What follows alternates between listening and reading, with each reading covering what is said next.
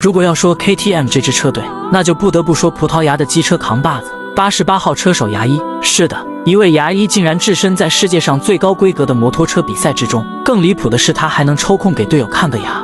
他叫 Miguel Oliveira， 是 KTM 车队崛起的重要功臣之一，也是赛场上唯一的葡萄牙选手。在2019年，他升入 MotoGP， 并加入了 KTM 的卫星车队 Tech3。而在2020赛季，他开始展露锋芒，在奥地利赢下了一场史诗级别的胜利。Isn't it? This is the winners coming from one of these three. Goes up the inside. The chip is landing. Miguel Oliveira's going to win.